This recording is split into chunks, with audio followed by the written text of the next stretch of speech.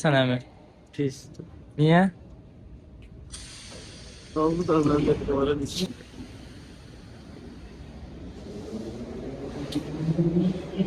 Sabahını əyində görəcəksiniz. Biraz vəziyyət prosta. Görürsən, bir dənə şəkilli şkollara var. Onların pulum verdi, prosta pulumu çatmadı taksiyə. Biraz plastikinin qabağında dilənliyib, prosta pul verən olmadı uşaqlar. Sen milletin kişinin sıkıyım nereden dinleme istiyorsan. Ben de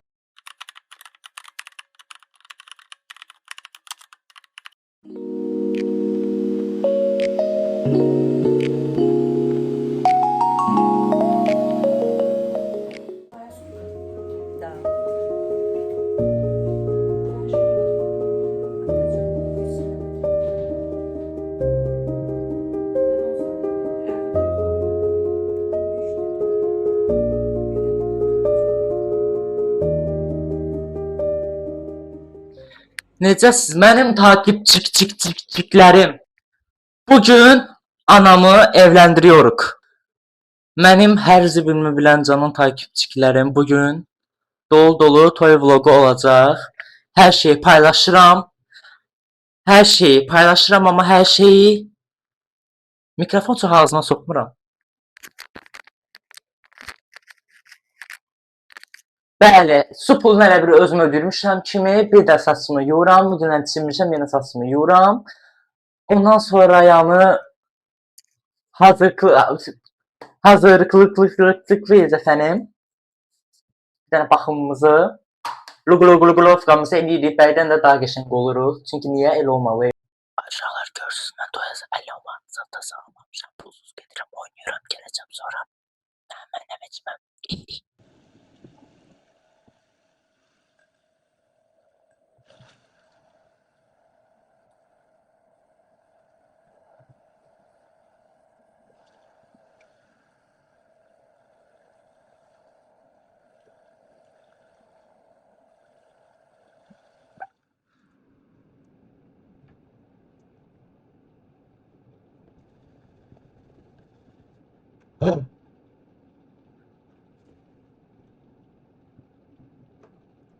Canım takipçilərim.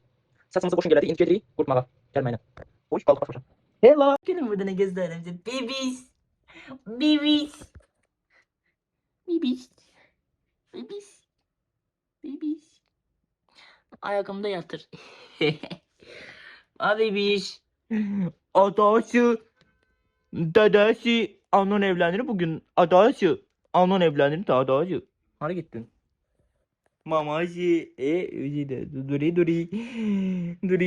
Abi bize süt var süt.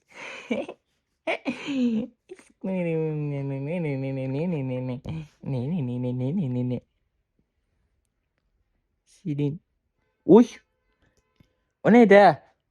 O neydi orada böyle? Neydi o? Terbiyesiz. Yes.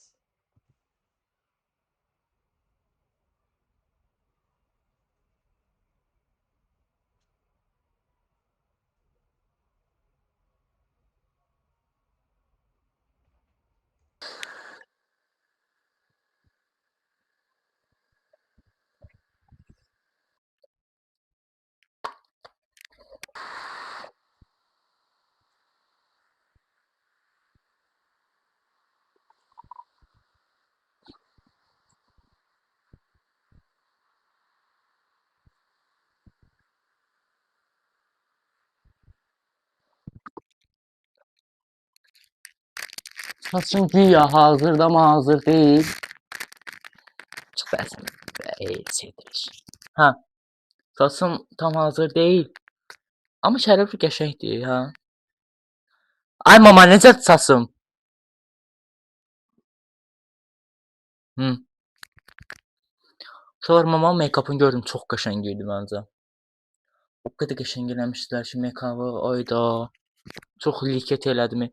Bax, oradan pis görünür saçım, amma buradan çox qəşəng görünür. Ya, sən necə?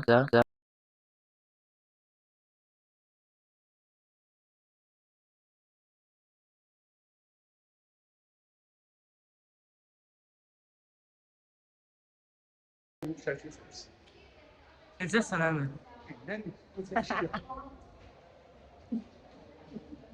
1000 dollar çıxartdı bankomatdan. 1000 dollar, düz 1000 dollar çıxartdı. Yeni hediye.